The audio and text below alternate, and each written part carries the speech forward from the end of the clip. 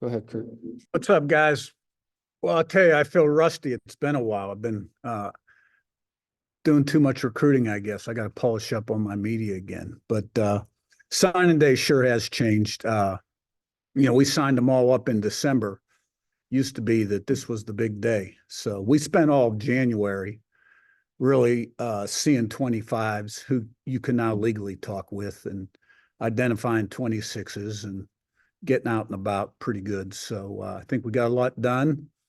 And this time of year, I always give the coaches a few days off, come back Tuesday, ready to go. I'll get away. Don't want to get away, but my wife convinced me I need to get away. So I'll try to enjoy that rather be watching tape, be honest with you. But, and then it'll be all ball. Looking forward to spring ball. And players have been doing a good job down in the weight room with Derek out on the field, strength and speed. So looking forward to it. All right, Matt, and then Mike Niz. Guys, say your name and outlet, please. Hey, Coach. Matt Weaver with 247 Sports. How you doing? Good. I wanted to ask you, the recruiting department there got overhauled since last season. When you started your search for a new guy, what were you looking for and what kind of intrigued you about Matt Wilson? I was just looking for a good structure and capable people and put together an organization that was strong in evaluation and marketing. And I think we're extremely strong in evaluation, impressed with Matt, have known him a long time, had some good discussions with him, and we've hired really good people underneath of him, Mike Ferrara and John Schroff, two veteran guys. So, I like the way that's going right now, and it's a critical component in terms of expediting the evaluation and identifying people. Both within the state and that 4-hour radius, and then in those out-of-pocket areas. All right, Mike, and then Zach Osterman.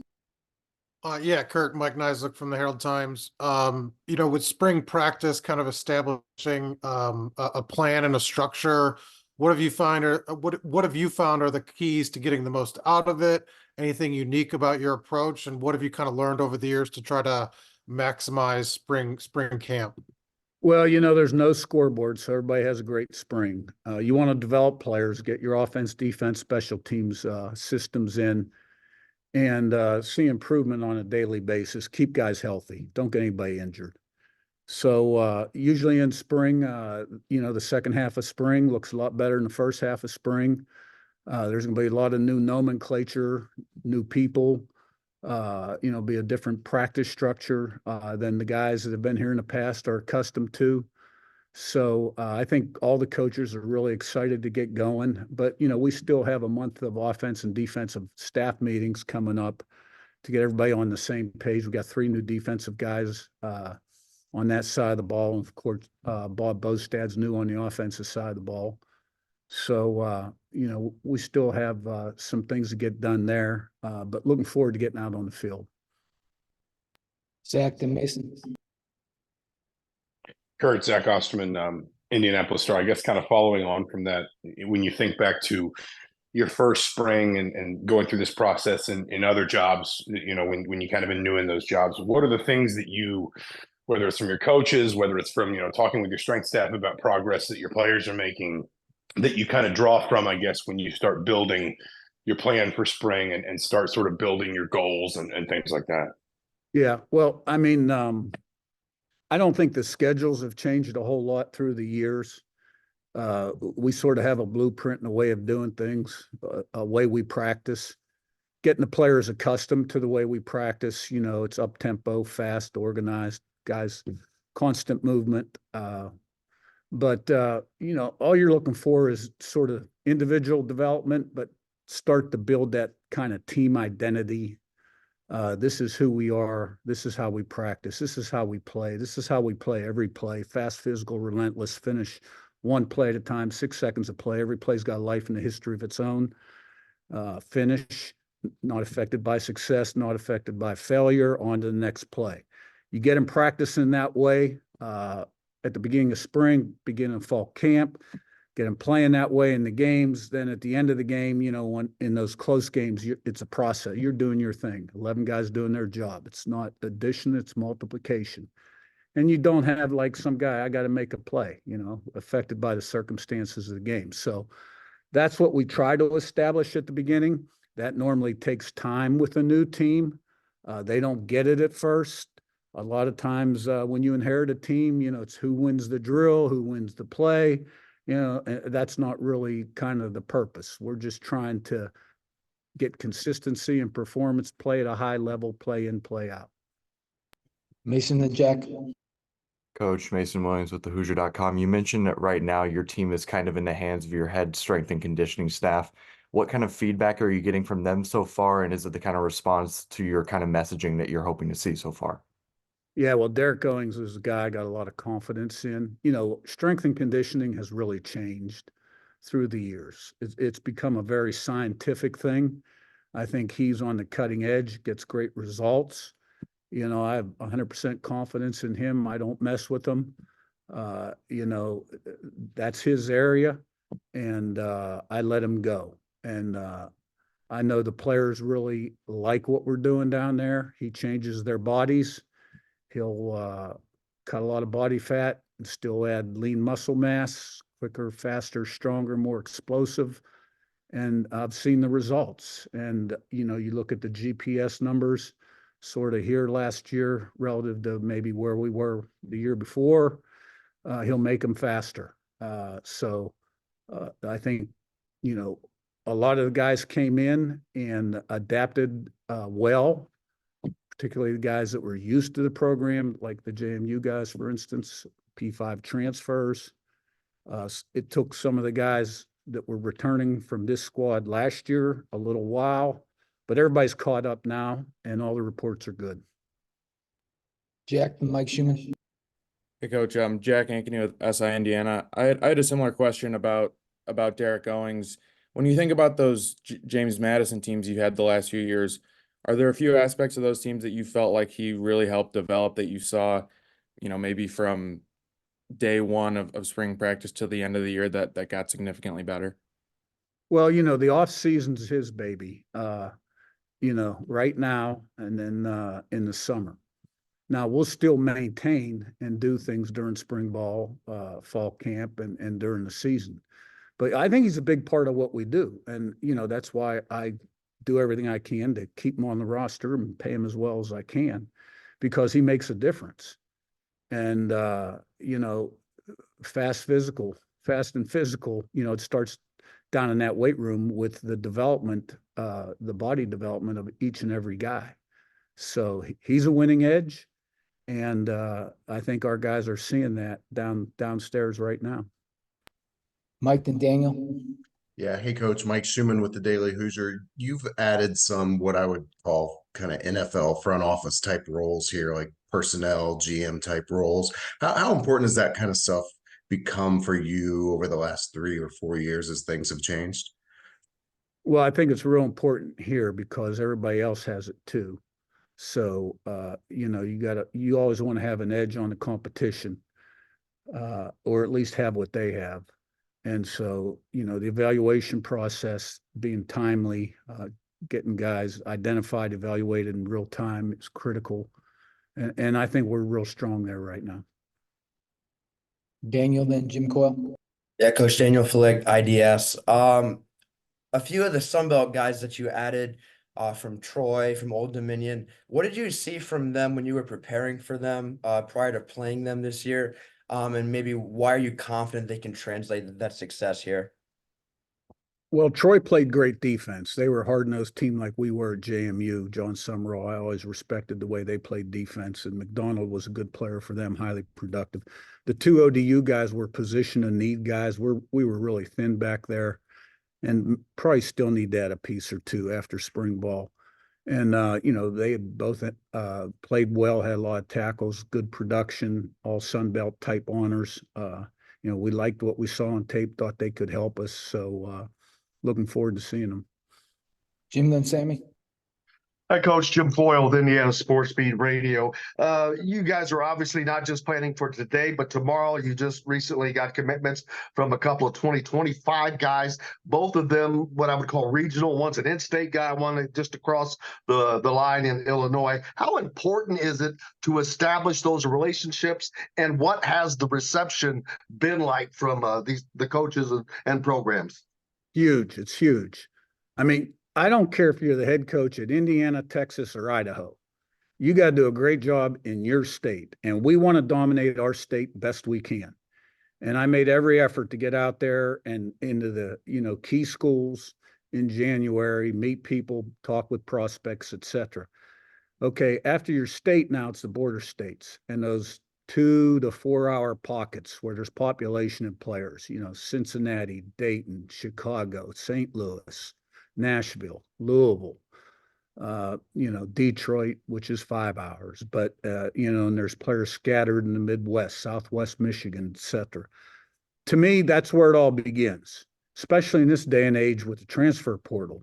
I mean, guys that grew up watching Big Ten football are more apt to stay in the program for 4 or 5 years than people that really didn't have that kind of bond with the Big Ten, the distance guys. Those are the ones you see go in the portal a little bit more often. That doesn't mean an Indiana guy can't go in the portal. We all know he can.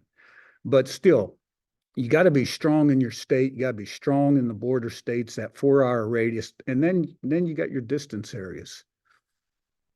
Sammy, then Zion. Good morning, Coach. You mentioned in an interview with Don Fisher that you haven't used all of spring practices or fall practices in the past. What goes into determining how many practices you hold? And is that like a fluid situation? And how do you think that's going to play out at IU this spring? Yeah. Well, in this particular case, it was the Indy 500 or the what do they call it here? Little 500. So that was our best available date to have our spring game, which is going to leave us with 13 practices, which I'm fine with. You can get done what you need to get done in 13 practices. And fall camp has been kind of the same way. Never really used 25, never used 20 hours in a week. And sometimes less is more. More isn't always more. And that's the maximum amount they give you. That doesn't mean you have to use them all. Zion, then Seth. Zion Brown, Indianapolis Star. Nice to talk to you, Curt. My question for you is just coming in, and you've done this obviously before coming into a new program. What have you done so far in these first couple of months to just build bonds and grow relationships with all these new players you're dealing with? December, honestly, I mean, I walked into kind of a crisis roster situation. We had 10 offensive starters in the portal, a number of defensive guys, 25 total. So we were rebuilding and remaking the roster, which, I hate to ever say I was pleased because you can never be pleased and satisfied, but I thought we got a lot of good work done in December and changed the roster, which I'm very optimistic about what we got done in the transfer portal. So, and then in January, we're out on the road recruiting 25. So we haven't been around the kids a lot. Derek's been around the kids, all the time. And, the brief moments I've been back in the office, I try to get down to the weight room, see the guys, see how they're doing, things like that. We'll get an opportunity to spend more time with them now. Seth, and then back to Matt Weaver. Seth Tao with the Daily Hoosier. Curt, I wanted to ask you about Pat Kuntz. A lot of people have talked about the energy he brings to coaching and just, the energy he really carries himself with. Just where do you see that come from for him? What's that kind of look like on the field, in the meeting rooms, on the recruiting trail, and just, how has he kind of brought that energy to the job at Indiana? Well, that's just Pat Kuntz, man. He's a fireball. He loves football. He loves coaching. He loves being on the field. He gets after it in recruiting. He's a high energy guy and probably has been his whole life. That's just the way he's wired. And he's come a long way as a coach in the 3 years he's been with me. And he's been a tremendous asset. All right, Matt, then Mike Niz. Hey, Coach, you mentioned when you brought in the JMU guys, they knew about winning. They knew about getting championships. They knew about your culture and your structure. How important when you guys get into the summertime and you can't be around the players as much and they're kind of player-led practice, how important will those guys be? And what do they bring to this team as far as off the field intangibles, stuff in the locker room that people don't see? All the things you just said. I mean, and they're important now. They were important the first day of workouts when Derek took them out there and the other guys saw those guys and the way they lifted, the way they ran, and they were ahead of a lot of guys, in terms of their conditioning level. And they sort of set a standard. But we've got a lot of guys that are excelling in that program now. But you just can't have enough guys in your program that think right, that think like champions. And look, let's just face it, the last 3 years here, there hadn't been a lot of success. Okay. And you bring in a bunch of people that have had a ton of success, and that's only going to help your football team. Mike Niz, then Zach Osterman. Yeah, Curt, you mentioned maybe needing another safe or defensive back or two or safety or two. Anywhere else that you kind of view maybe looking at help in the spring, or is that sort of just dependent on kind of how the spring goes and what you see from kind of the performance and production? Well, assuming we stay healthy in the spring, and there will be probably a handful of key guys not participate in the spring, more on defense than offense. Because of postseason surgery, like Carpenter, for one, Jalen Walker, Carr, Snead, Kidwell on offense, and I'm probably forgetting somebody. But, I think offensively, on paper, we look like we're in pretty good shape right now. Defensively, maybe some depth in some areas, evaluate the back end. Do we have what we need going into the fall? But look, if the NCAA doesn't change this rule back, this multiple transfer rule, you're looking at another transfer wave in May like you had in December. I don't think it'll be as big, but you'll have people coming and going. That's just football right now. Do you want to see any, sorry to follow up, but changes in the calendar? What's your kind of view on that in terms of, the multiple windows and how that works? I don't have a strong feeling about Okay. that. You tell me what the rules are and I'll thrive within the rules. All right, Zach Osterman, and we'll wrap with Zach Browning. Coach, Zach Osterman again with the Indianapolis Star. I wanted to ask about, I think Coach Sunseri added co-OC to his title coming here, but obviously the collaboration between him and Coach Shanahan has been kind of long standing. Just how you see those two work together, how they collaborate, especially in kind of sort of connecting that quarterback position with the wider offense, and what you need from them kind of as you settle into spring practices, building that offense here, kind of just working through all those challenges. I don't really see Tino's role changing. He's coaching the quarterbacks. I added that title. He's earned that title. It's a group effort, the meetings. I sort of run the offensive staff meetings and steer the direction, but I let those guys coach you guys on the field. I kind of coach coaches. So, we've got a core offense and, we'll put that core offense in. And then as we evaluate the team and its strengths, we'll start to branch off, but that doesn't really take place until maybe halfway through fall camp. And then once you get in season, we got to figure out who's who and who can do what first. Zach Browning, last one. Hey, Coach, Zach Browning, thehoosier.com. When you guys are hitting the recruiting trail as a staff, I'm curious as to what your guys' biggest obstacle has been and how you've overcome that. I don't know that, that there's any particular obstacle. We got to change the way people think about Indiana. And we've been adamant that, look, we're going to win and we're going to win this year, and we're going to change the brand and the expectation level and the way people see Indiana football. And we've had 3 junior days, and usually I start out by saying, look, anything you know about Indiana football or any perception you have, you need to erase the tape, because here's what it's going to look like. And but we got to do it on the field. And, when you're successful on the field, then you start to change the way the public and the state and the Big Ten and the country think about Indiana football. And you start putting more people in the stands and selling out games. And then you can't, it's hard to get tickets. But that's what we're going to do. You got to be good in football, because that's where the revenue comes from, man. Football. And there's no reason we can't be successful here. We're going to be successful here. So it's just one day at a time. It's a process right now. It's always a process. All right, thanks, Curt.